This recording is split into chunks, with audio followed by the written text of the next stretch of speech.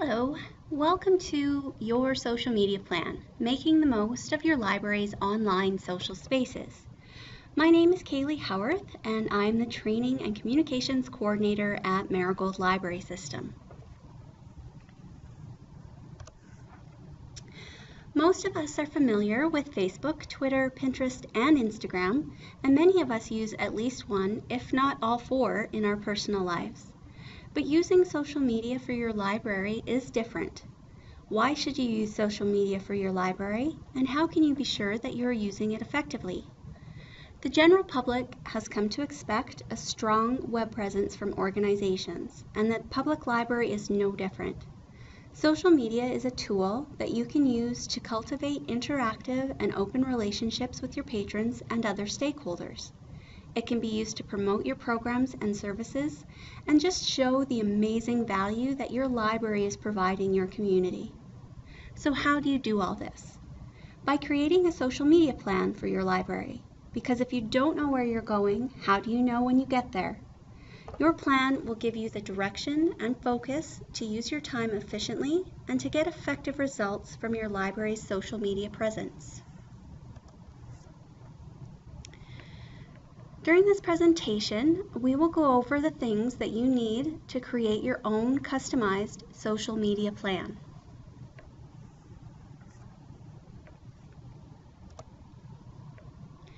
First, you will need to ask and answer some key questions. Your answers to these questions will form the executive summary of your plan. The first question is, why use social media for your library? If you don't have a clear concept of why using social media for your library is important, you won't be able to use it effectively. This is a broad answer question. When you get to goals, you're going to be more specific. Second, who will post for your library? Will you have a social media team? A team is a great idea if possible, but many libraries are a team of one, and that's okay too.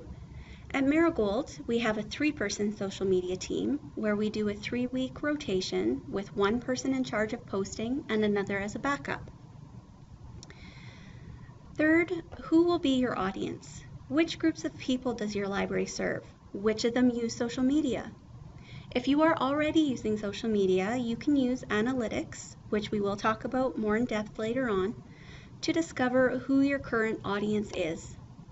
Knowing who you're directing your content to is more than half the battle. Finally, which platform or platforms will you use? There are so many social media platforms out there. How do you choose the best for your library? The best way is to talk to your patrons. Do a simple survey. This can just be a verbal face-to-face survey as you see people in and out of the library, or it can be something more formal on paper or online. Ask them which social media sites they currently use regularly, because going to where they already are is going to provide better and faster results for you than trying to get them to use an unfamiliar platform. When choosing platforms, you do also need to take into account your limitations, the biggest of which, of course, is time. If you are short on the time that you can put into social media, focus just on one platform. You'll be more successful using one platform well than to have 2 or 3 that are limping along because you don't have time to post regularly or to monitor the interactions and conversations. In the world of social media, regular posting and regular contact is vital to your success. If your followers can't rely on you to be around online, they won't even bother trying to communicate with you. Chances are that if you are choosing to keep it to a single platform, Facebook is the way to go, as it is still the most used.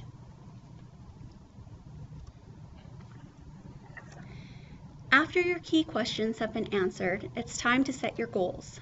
Goals give you that target to aim for and allow you to measure your progress and success. When setting your goals, make them SMART. So be specific. What is it that you want to accomplish? This is sort of like the mission statement for your goal.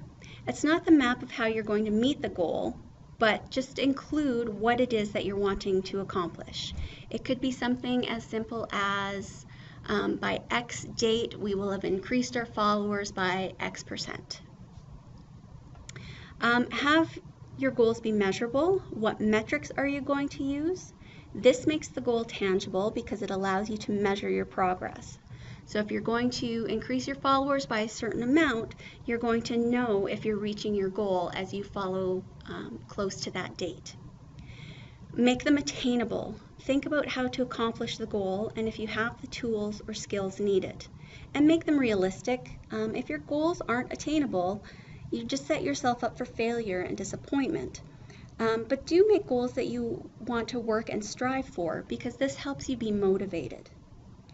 And finally, they should be time-bound. Provide target dates for your goals. Ask yourself what can be accomplished within the timeline because, again, having a deadline is going to help create motivation. Analyzing your goals is going to allow you to see if you're on the right track with your social media plan. And if you're not reaching set goals, it allows you time to recalculate and find a new path that will lead to success. It's a good idea to monitor goals along the way to your deadline, as this does allow you the chance to shift direction if necessary, but don't do this too often because some time is needed to be able to see patterns accurately.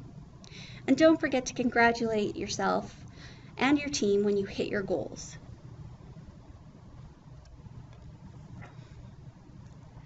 Now it's time for the fun part.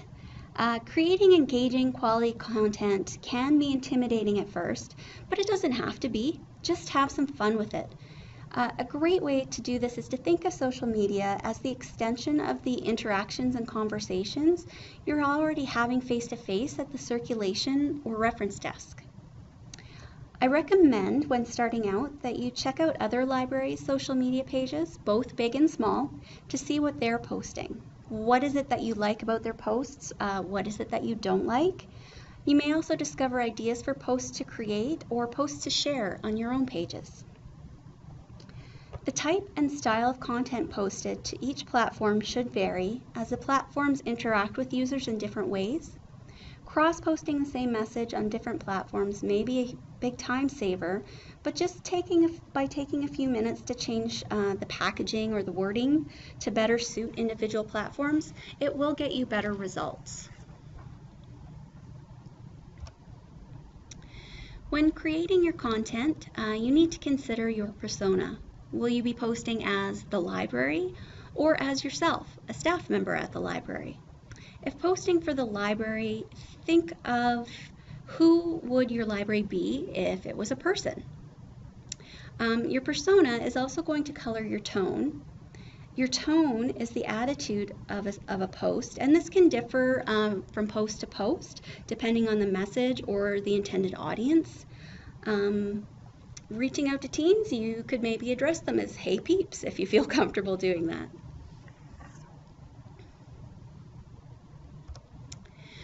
When you're creating posts, do think about how your message is coming across. Be interesting and inviting, but don't order or demand your audience do something.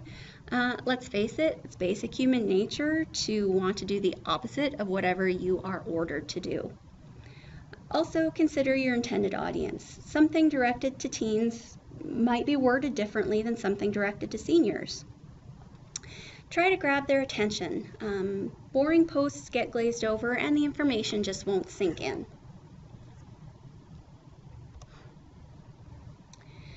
The number one rule to follow is to be available. When you are posting, specifically to encourage engagement and comments, make sure you are around to acknowledge and interact with your followers. This doesn't mean that you have to be available 24/7. Your library's social media should have the same hours as your library. It's a work function, so do it at work and don't take it home with you. Post your library's hours on your social media profiles so that people are aware of when you're available. And set up notifications, either text or email, so that you're aware of when someone is reaching out and interacting.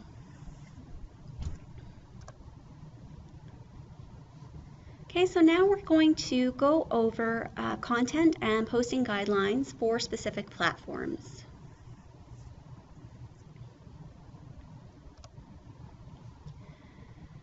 First up is the king of social networks, Facebook. Facebook is the most used and most social of the social networks. As of 2016, 71% of Canadians used Facebook, and Canadian users spend an average of 40 minutes a day just on that platform. On Facebook, people are connecting and interacting as friends, and they want to feel those types of connections even with businesses and organizations. So Facebook is really what is going to put a human face on your library online. On Facebook, you want to inspire friendly feelings and camaraderie, and you can do this by posting in a way that's positive, friendly, and fun. You can encourage interaction by asking your followers questions, ask for their opinions, do some quick polls. You'd be surprised that even just asking, "What are you reading now?" can result in great follower engagement because people love to share.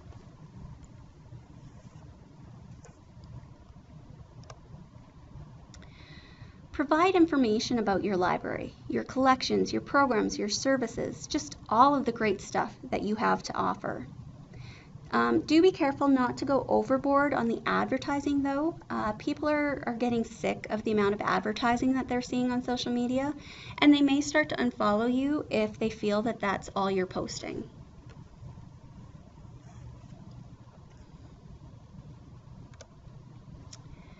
Showcase your staff by sharing photos. Include your volunteers too. People want to see that the people that they know from the library. And it also helps the public see staff as individuals and not just this nameless, faceless group behind the desk.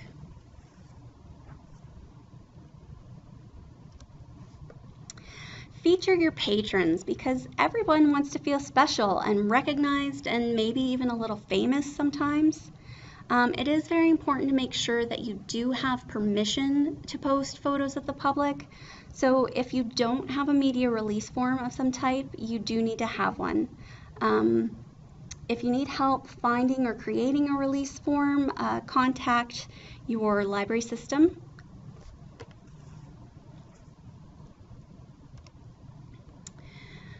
Posts on Facebook with images get significantly higher engagement rates than text-only posts.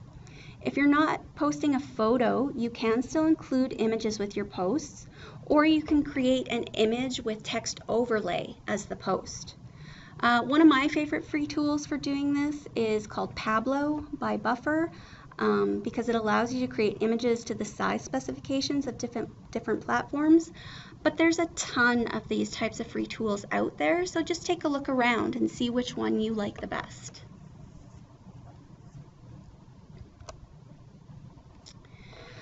Video has become the top type of post in the last couple of years on Facebook. Videos are fun. They definitely don't need to be professional productions, and shorter is better. Statistically, videos 2 minutes or less get viewed much more often.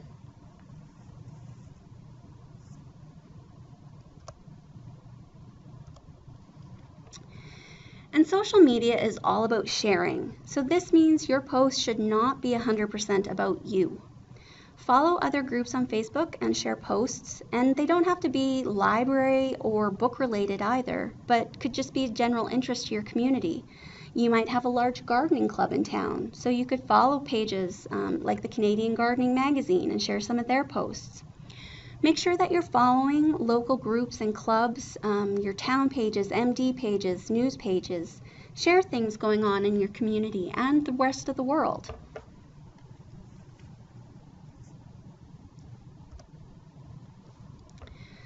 How do you know when you should post on Facebook? There's a ton of research into best posting times. You can Google this and get tons and tons of results. Just keep in mind though that, like the internet itself, these results are constantly changing. And with Facebook continuously updating their algorithm, posting times are not nearly as important now as they used to be. So you can use timing research as a guideline, but ultimately do what works best for you and your schedule. And how often should you post? A good rule of thumb for Facebook is a minimum of 3 posts per week and no more than 2 posts per day. Of course, again, this is a guideline only. You may have a lot going on one day or one week. So go ahead and post more often. Just don't do this constantly. Don't go overboard. If you're posting 10 posts every day, all of the time, this is going to quickly alienate your followers. I just love the quote on this slide. This is the best quote to use as your guide.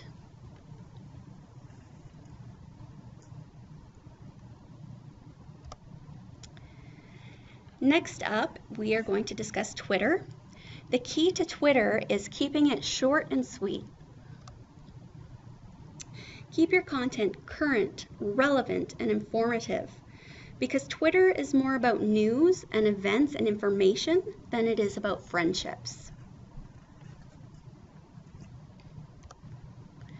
You can encourage communication on Twitter by asking questions, sharing facts, and posting statistics. You'd be surprised how many people enjoy hearing things like how many books were checked out that day. And trivia is always great to share because libraries are all about curiosity and discovery.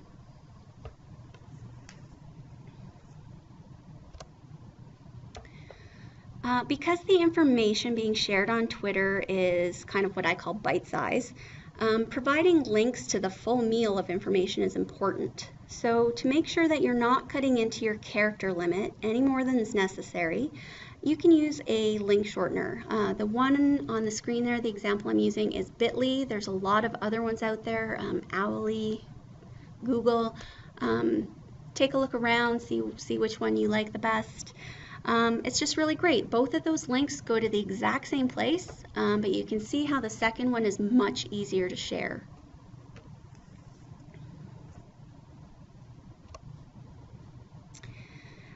Use catchy taglines to grab people's attention.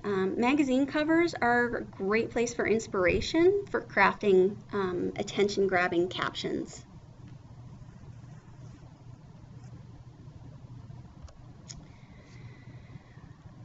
On Twitter, it's important to use hashtags, especially for topical or themed tweets. Hashtags just allow Twitter users to see all tweets related to that hashtag, regardless of whether they're following the person posting or not. When using hashtags you haven't used before, though, it is a good idea to check out what else has been posted using that tag, because you don't want to accidentally use a hashtag associated with something inappropriate. We've all had that experience online where something seemingly innocuous leads you to something truly inappropriate. It can be the same thing with a hashtag. You can use a tool like Hashtagify to see what hashtags are popular or trending, and then you can create a post that goes along with this to ensure that it's going to be popular.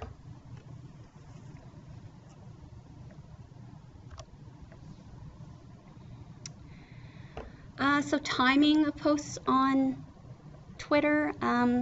Because Twitter is a constant stream of tweets, posting more often than you do on Facebook is recommended. So try to post 3 to 5 times a day. Again, this is days the library is open. Repeating posts is okay too, as long as you have a buffer of time in between.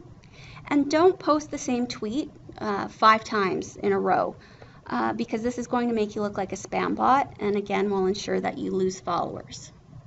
And again, there's lots of research out there on best times to post. You can look some of that up, but again, basically just use it as a guideline.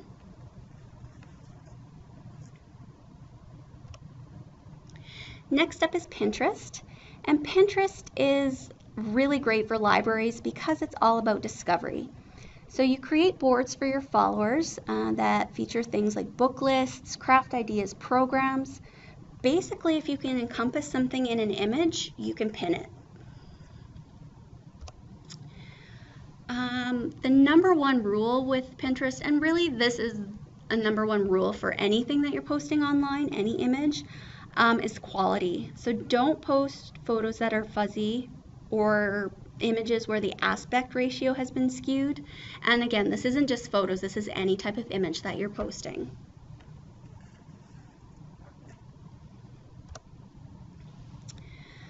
Tie your boards and your pins into your library. So create a board featuring the crafts that you actually do in your storytime classes. Staff pics are always popular.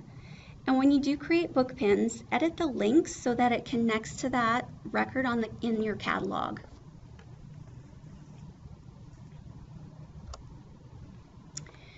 When you're repinning content that you discover on Pinterest, just make sure you know where the pin is linked.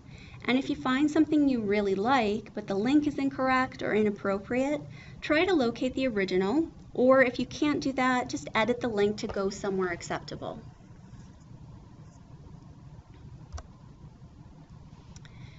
Use keywords in your pin descriptions, just like you would use hashtags on Twitter. Keywords help the pins show up in Pinterest searches and help users discover your boards and pins. Pinterest is the easiest social media platform because it's about discovery rather than conversations. You don't have to pin as often or as regularly as you would post on others. So just keep your page fresh with new pins and boards when it's convenient for you.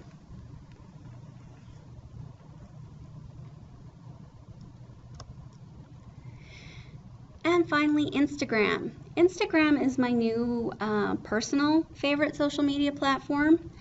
Instagram is all about images. Everyone communicates almost solely by pictures. There isn't a lot of text usually. Instagram is also quickly becoming popular with libraries because you can share news, achievements, just images of everyday life amongst the bookshelves. Instagram is currently growing faster than Facebook, Twitter, and Pinterest combined. And with the majority of users in that key teen and new adult age group, it just makes sense for libraries to hop on board this platform.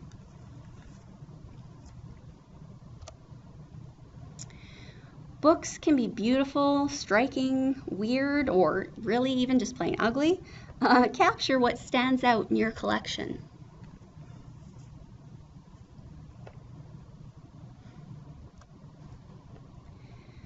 Feature your spaces and show people what's happening at your library and show how your community uses your spaces. This is a fabulous way to document use that's kind of hard to measure sometimes in other ways, and you can use this as proof to council or stakeholders that the community is using your space and that they need the library.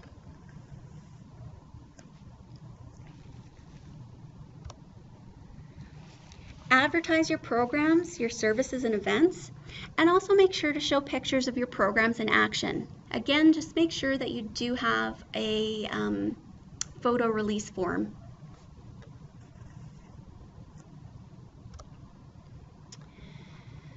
Show behind the scenes and your history. People love getting a glimpse into the mystery of the library's back room, so show people what's happening when you're processing your books.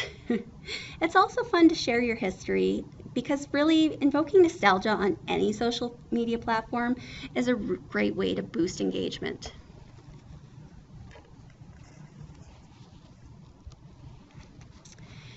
Share lots of fun stuff. You can do quotes, author birthdays, you can show sections of text. The sky is the limit with creativity on Instagram. And I have to say, I really love the trend of the Book Face Friday. So that's a hashtag that you can use on Instagram. And if you haven't seen it before, definitely check it out because it's a lot of fun and people can get really creative with it. And it's not just about photos and pictures. You can post video on Instagram too. Just keep in mind, Instagram videos are limited to 60 seconds.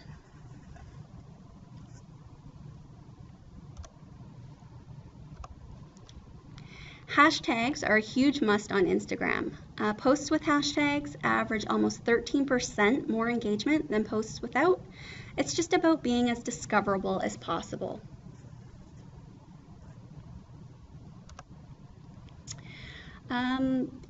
Instagram is also really flexible when it comes to posting times.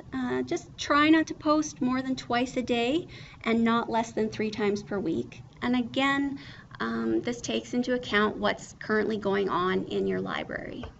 You can also post multiple pictures in one post, which is really nice too, a great way to document multiple pictures of a single event or program without having multiple posts. So you can have like up to 10 pictures in one post instead of 10 separate posts.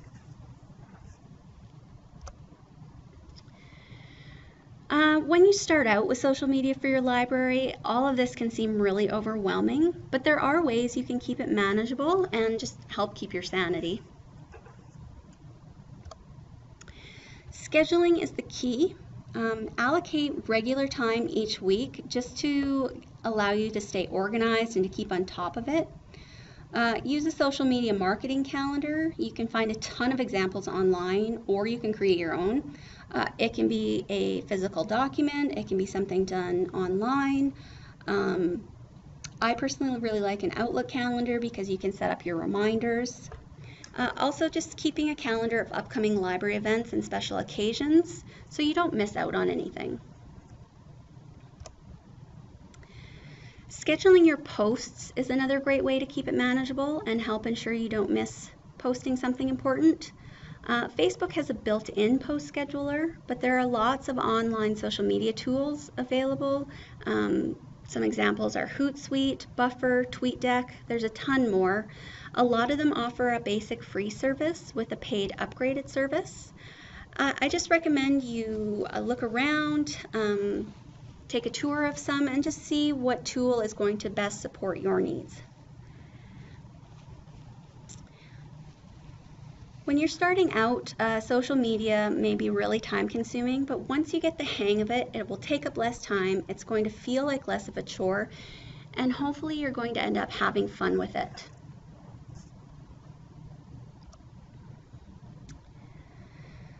So now that you've set your goals and you're regularly posting all of your fabulous content, it's time to analyze to see if you're meeting those goals. So you can use online social media tools, again, like Hootsuite or Buffer, to automatically collect statistics. But most social media platforms these days have a basic analytic tool built right in to help you.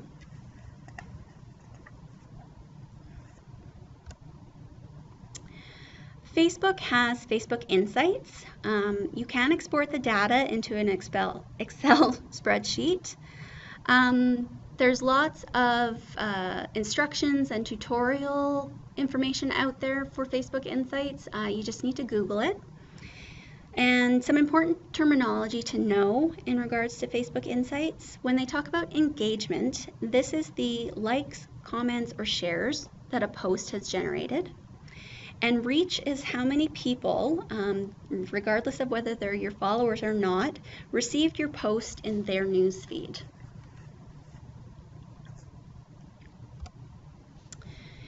Twitter has Twitter Analytics. Again, you can Google instructions and tutorials on how to use this. I really like their monthly post summary because you can sort it to see which posts during a month were your top performers, because that's really going to help you create content in the future. When you see a pattern of which posts are getting the most engagement, it helps you create similar posts to keep getting that high engagement in the future. Some terminology to know for Twitter Analytics, tweet impressions. So this is how many people, again, followers or not, received your tweet in their Twitter feed.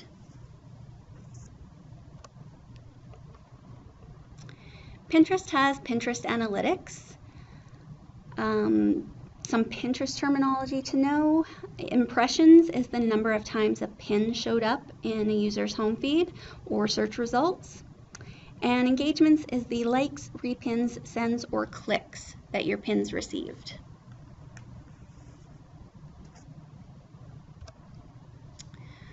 Instagram does have built-in Instagram Insights. However, I personally haven't found it super useful. I've been using a free tool called Gabstats. You can enter a date range to collect stats, and I really like that they show you the top 3 and bottom 3 posts for that time period, and also which hashtags you used that were the most popular.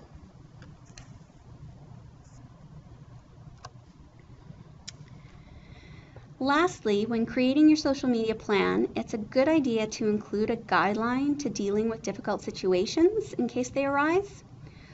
What types of situations could this be? It could be negative comments.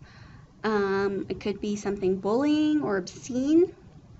Your first instinct may be to delete these types of posts. However, you do need to consider this carefully before acting. Deleting can be seen as a form of censoring or ignoring, but there are instances where deleting is valid and reasonable. So say you get some negative comments. It could be somebody criticizing your library or a service, or maybe even calling out a specific staff member. You just have to keep in mind, criticism does not equal an inappropriate post, although you might feel it has been expressed inappropriately.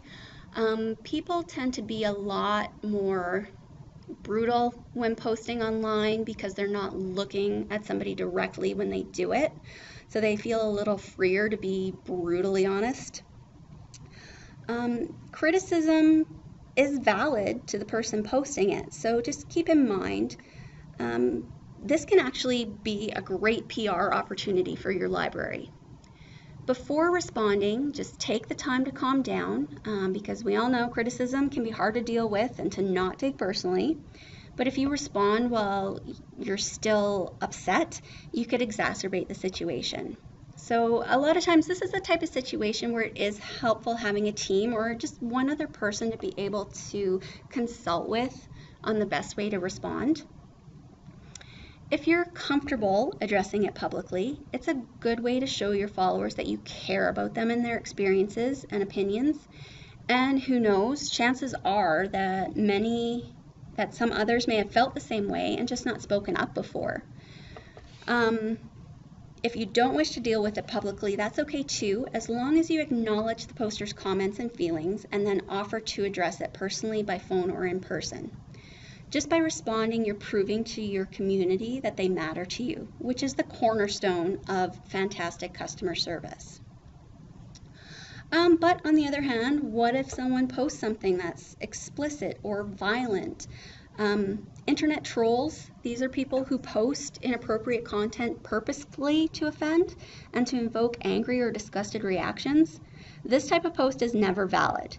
Let's say someone was in your library acting or speaking in this manner. You very likely have a policy in place that allows you to request this person leave. Social media is the same. It's an online extension of your physical space, so go ahead and delete that post. And if necessary, you may even end up needing to block that person. Just having a process or guideline in place to deal with these situations will help you handle them in the best way possible and make them less stressful for you if they do occur. So now you're ready to go ahead and create your own customized social media plan. You start with the executive summary, which again, it's the statement that contains your answers to the 4 key questions. Next, you will include your goals, and you do need to update this section of your plan after each goal period has been reached. Include a short statement about your persona, and then also include your posting guidelines, and note that they're guidelines, they're not rules. And finally, include a statement on how you will deal with difficult situations. And voila, you have your plan. Your plan will help you now confidently use your library's social media spaces effectively.